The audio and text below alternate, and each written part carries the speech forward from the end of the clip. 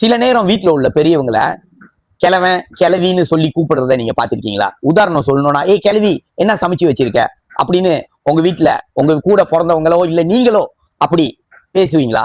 அது என்னமோ எனக்கு சரியா படல. சின்னம்மா, பெரியம்மா, அத்தை, பாட்டி, அம்மா அப்படின்னு அழகான வார்த்தைகள் இருக்கு. அந்த வார்த்தைகளை பயன்படுத்துறதை விட்டுட்டு ஒரு கௌரவமா பக்கத்துல பேர பிள்ளைங்க இருக்கும்போதோ இல்ல வேற யாராவது இருக்கும்போதோ நீங்க பெரிய கௌரவமா அப்படின்னு நினைச்சுக்கிட்டு, ஏய் கிழவி என்ன சமைச்சு வச்சிருக்க, ஏய் கிழவி ஏன் இப்படி போன இப்படி பண்ண அப்படின்னு பேசுறதை நீங்க பெரும்பாலும் பார்த்திருப்பீங்க. அந்த மாதிரி யாரும் பேசுனா அதை தடுக்கிறதுக்கு முயற்சி எடுங்க. நீங்க அப்படி பேசுற ஆளா இருந்தா அந்த மாதிரி பேசுறதை விட்டுடுங்க. அந்த மாதிரி பேசுறது அந்த வயசானவங்க மனநிலை பாதிக்கப்படும். கிழவன் கிழவின்ற வார்த்தையை எப்ப நம்ம பெரும்பாலும் பயன்படுத்துவோம்னா, இப்ப உதாரணத்துக்கு ரோட்ல ஒரு 2 பேர் வயசானவங்க நடந்து போறாங்க. இப்ப நம்ம அவங்கள பார்த்துட்டு நம்ம நண்பர்கள் கூட பேசிக்கிட்டு இருக்கும்போது நம்ம சொல்லுவோம், அங்க பாரு அந்த கிழவி என்னமோ கீழே இருந்து எடுக்கிறாங்க, அந்த கிழவனும் என்னமோ அந்த பையுல எடுத்து வச்சாரு. அந்த மாதிரி நேரத்துலதான் அந்த கிழவன் கிழவின்ற வார்த்தையை நம்ம பயன்படுத்துவோம். நம்ம கூட இருக்கிறவங்க நம்மள சான்றவங்கள நம்ம கிழவன் கிழவின்ற வார்த்தை பயன்படுத்துறது நல்லா இல்ல.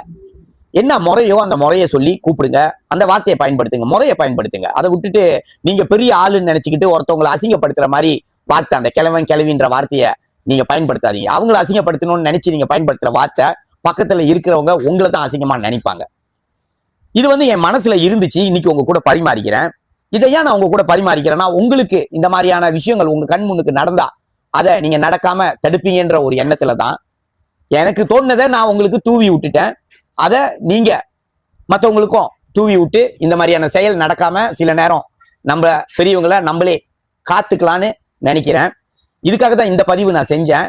இந்த பதிவு பிடிக்காதவங்களும் இருப்பீங்க. இது ஒரு பெரிய விஷயமா, எங்க அம்மா தானே, எங்க பாட்டி தானே, நான் தானே கிளவின்னு கூப்பிட்டேன், எங்களுக்கு அன்பானவங்க தானே அப்படின்னு சொல்றவங்களும் இருப்பீங்க.